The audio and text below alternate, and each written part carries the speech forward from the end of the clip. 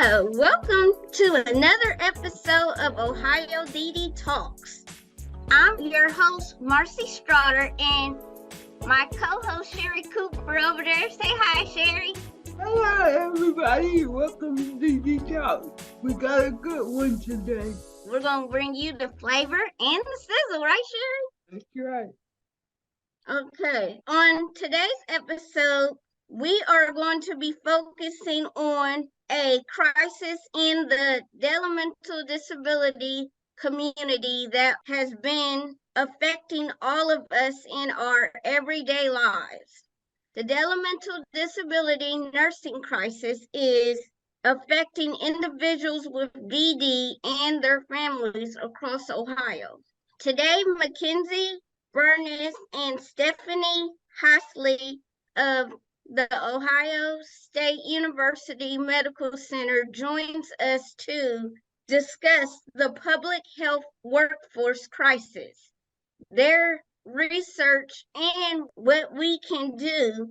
Welcome, Mackenzie and Stephanie.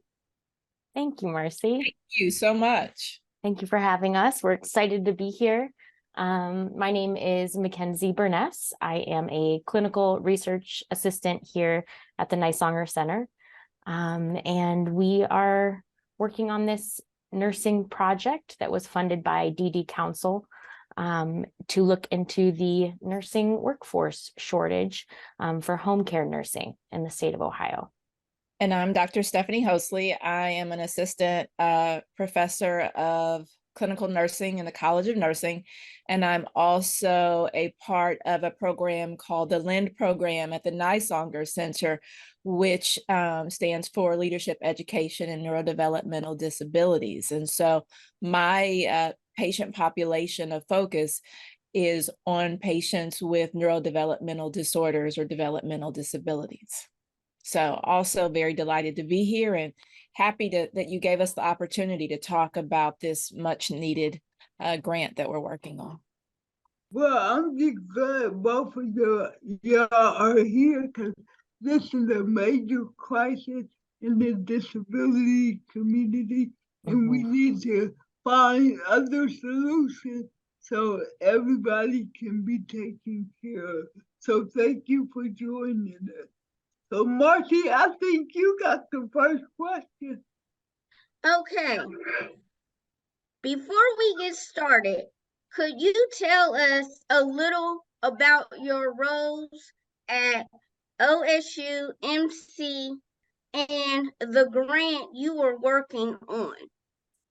So the grant that we are working on is funded by the Ohio Developmental Disabilities Council, and we are hoping to focus on, or will be focusing on, the nursing workforce shortage.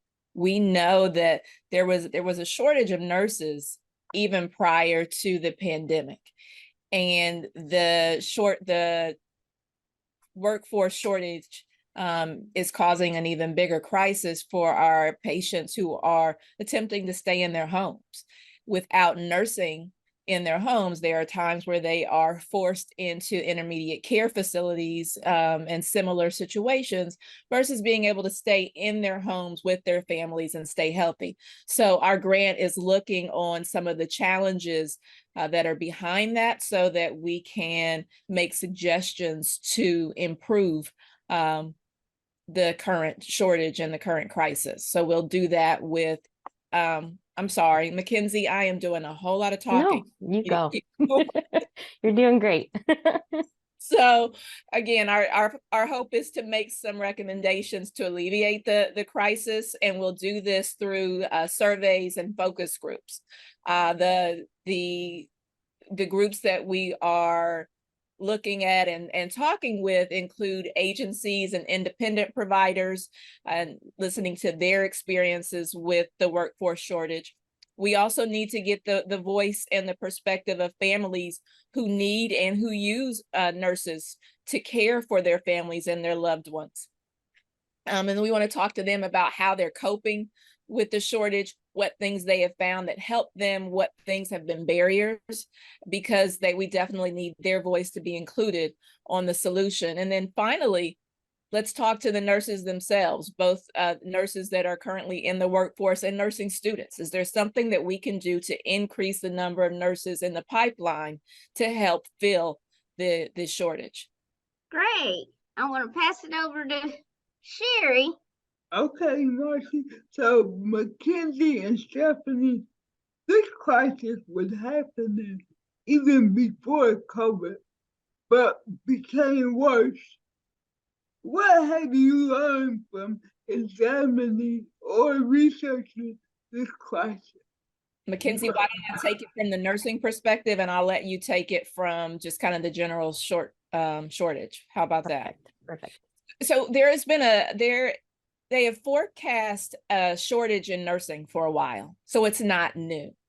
And we know that burnout is one of the top rated reasons, or the #1 rated reasons for nurses leaving the workforce. So if you couple that with the differences in pay in home care nursing, and with the challenges that our current institutions are facing with keeping nurses locally versus the increased pay for travel nurses, we suspect that that is also contributing to the problem. And so again, we're still looking through what some of the challenges are, so we don't know exactly, but we do know that currently, one of the stats I heard last week was that by 2027, up to 25% of the current nursing workforce is expected to leave. Prior to the pandemic, 50% of nurses, in some studies, it was reported that up to 50% of nurses left the profession after 2 to 3 years. And since the pandemic, that number is increased to 65% who report that they leave the nursing workforce after just 3 years. So when you have this amount of turnover and you can't get the nurses that you need within the hospitals or the acute care facilities, I would think that that's trickling down to the home care shortage. Wow. Mackenzie? Yeah, we've talked to a lot of family members too, and their experience before we send out and distribute our surveys. We definitely wanted to make sure we were asking the right questions, specifically with COVID. And it sounds like a lot of them, pre-COVID had a lot of issues getting nurses in their home, filling hours, and it's definitely exacerbated those issues. So, we've talked to DODD, Ohio Association of County Boards, Ohio Provider Resource Association, Family to Family, just to ensure, that we're asking the right questions there for our research. So I want to piggyback off that question and ask, how has this impacted people with DD and their families? Well, what we know thus far from talking to the families and from what we see in our day-to-day care of families in the community is that families are stressed beyond what they already were. Caring for a patient with a developmental disability can sometimes amount to a full-time job. And so when families are looking at caring for the entire family, not just a person with developmental disabilities, caring for other family members, caring when it's children, caring for other children, making sure their medical needs are met, the inability to do that not only can cause stress within the family, but there's concern that this is also impacting medical outcomes. Are they landing in the hospital more frequently because they're not getting the care that they received? Are they receiving subpar care because we are having to fill the gaps in care with persons who are not having the same level of licensure requirements? And just overall quality of life. When we think about quality of life, when you can't receive that care, and then families are faced with the possibility of having to remove them from the home and place them in an intermediate care facility just because they cannot get someone to fill a couple of shifts of nursing, can challenge the makeup of an entire family and the trajectory of their lives. Thank you, Stephanie, because that's a major issue in the DD community. Absolutely. And then on top of that too, it's the whole system is complicated to even look for where to get help. So we've talked to families trying to, if you all of a sudden need a nurse for the first time in your life, there are very few resources. Family to Family has created this wonderful nursing guide that will walk you through how to get specific services and how to get a nurse. But yeah, it's we've heard from nurses too, to become a nurse in that field, it's also can be quite complicated. So hopefully our research will lead to making that more clear so that we can have more people be able to get these resources as they need. So Marcy, I'll pass it back to you. Okay. All right. How can we make sure people enter? What supports do we need at local and at the state level? That's a great question. And that's what we're trying to look at and find out from not only current nurses, but from the nursing students. Is it a matter of education? Is it a matter of exposure? We know that the amount of education that nursing students receive on this particular population varies from institution to institution. So if you happen to have faculty who are teaching in the undergraduate program who have a specific interest in this population, they may receive more than some of the other students. The other challenges include clinical placements. Our nursing students are placed in different units and they get exposed to different patient populations throughout their career. Currently in most programs, there is not a specific requirement to spend time with patients with developmental disabilities. There's also a challenge in finding clinical placements where they are allowed to go. So it's kind of feeding off of one another. So there is that challenge. And then when nurses are in the hospital arena, we're not sure what is it that is deterring them from wanting to work on those units. And so those are the kinds of questions that we're asking.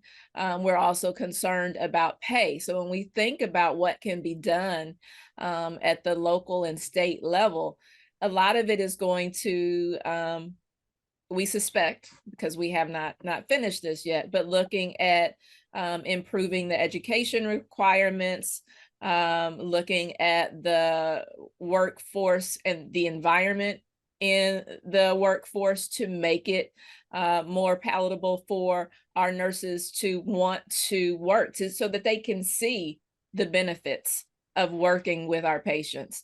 And then we always have to look at pay, right? And whether or not it is feasible, because nurses can love to work with this population, with all of their heart, but at the end of the day, they have to be able to feed their families and take care of their families. And so I think that's part of it. And I'll let Mackenzie address some of the other barriers that we found thus far in trying to get caregivers into the. Yeah, I was going to respond and say, we've also heard so many times that a family has a nurse that they really love and they, appreciate, and that nurse unfortunately has to leave the family that they care for and that they're bonded with. And that's heartbreaking, to hear these nurses having to go into hospitals or into, nursing homes, not because they choose to, because they have to. I recently read, if you go into a nursing home or a hospital, nurses are making at least $6, $7, sometimes $10 more an hour. And so, just as a base, and then there's just a lot more that people don't feel supported. I think it seems that nurses might not feel supported. So if we can talk to, eventually our report can show lawmakers or policymakers how to increase the reimbursement rates. I think that would be extremely helpful. Okay. So I got the next question. How can self-advocates and family advocates to ensure that we can have more nursing support in the community? I would say use your voice. Continue to use your voice. Persons like yourselves, Sherry and Marcy, that are trying to get the word out there, that are using your voice and your experience. We have another member of our team, Christine Brown, who's a wonderful advocate in using her voice as well. And so if we can continue to work together to amplify the need, to get out the actual day-to-day, what happens, what is the impact, if we can continue to put a face and a name to what's happening to these families and not just numbers and statistics, to make the patients come alive to the legislature, I would say that is going to help. But we have to get the message to the legislature. And at the end of the day, we know that sometimes it takes the bottom line and the dollar amount. So if we can continue to show the differences and how much more show the cost savings in keeping families in their homes with nursing instead of out of the hospital in an acute crisis or in an intermediate care facility, we hope that would help as well. And so Stephanie, you actually answered two-part, because my next question was, why is this important? So you said to get the word out, we need to get the word out. Mm-hmm. So Mackenzie, I'm gonna pose the same question to you, and why is this important? Yeah, absolutely. I agree with Stephanie completely to get the word out. You know, we've heard, speaking to family members, some of the most important information that we have gotten and received are from family members. And so the connection and the resources, whether it's Facebook groups or, you know, social media, there is a lot of support out there. There's the Ohio Nursing Collab. And so, you know, to connect and come together on this important issue. Yeah, I think that's what we got to do. Well, Yeah, it's real. Yeah, I believe it's real important because we need those nurses to help us, because they help us a lot, like refill our medicines and take care of us and different things like that. And I think what y'all are doing is really, really, really important. I agree. I just how do you like having the grant with DD Council, and how has it changed the program that y'all are working on? Yeah, that's a great question. This is actually my first grant that I have ever worked with DD Council, and it's wonderful. They're super supportive. We meet with them often to ensure that, you know, we are delivering the points that they want reached in this research. So it's been great. Carolyn Knight's been great. Rebecca Bates. We've really enjoyed it. I agree. This is also the first grant that I've worked on with DD Council, and their passion in ensuring that this grant does what it needs to do, but also being very welcoming and has been awesome. The contacts that we've made and the information that we've gotten thus far has helped me in my own clinical practice to get a better idea of what our patients are going through. I thought I knew a little bit, but to hear the barriers that they face, it's been overwhelming at times to think about how much our patients and the community face on a regular basis. So that's a great question. It's been a wonderful opportunity for me. I know I like doing different projects with NICE Hunger. It's really helped me being on the deep. So for y'all coming on here and being part of DD Council and all of us working together in a different way makes it even more magical. Absolutely. Absolutely. And I concur because the Nice Hunger Senior, especially the learning program, they do really good work. And I have worked with them before, so I appreciate all the good work coming out there. Lean and the Nice Hunger Senior. Jerry, what do you think? I think they should come back on and give us some more updates one time, don't you think? I do too. We just sit back and wait till you get all the goodies, and you are welcome back at any time. Oh, thank you. Yeah, Yep. we're a couple weeks out from distributing the surveys, and so yeah, that would be awesome to come back and be able to let you guys know what we found. Do you how do y'all like working with the provider agencies? Do you work with a lot of provider agencies? We've only talked to certain people, so not specific provider agencies thus far. I'm sure they have a really interesting viewpoint as well.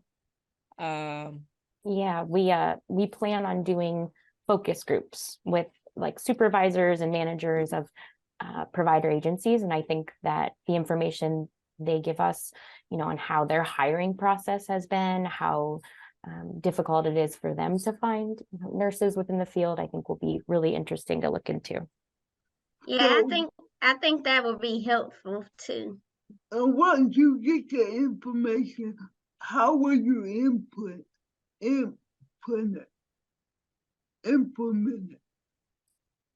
Yeah, that's a great question. So we will, after these surveys have completed, we will be holding focus groups as well. And so we'll take that information and make a report out of it. And then hopefully we can share that report with, lawmakers and try to, especially with Medicaid, increase those reimbursement rates. And, that's the goal. So hopefully we get some rich information from this study. Thank y'all for coming on. We really appreciate it and hope to see y'all soon. Thank you, Yeah. Marcy. We will be waiting on the update. Thank you, Sherry. Marcy, good show, girl. Thank you, girl. We bring on the flavor and the sizzle. That's right. Okay, I guess we'll see everybody later. All right, thank you. Thank you. Bye-bye. Bye-bye.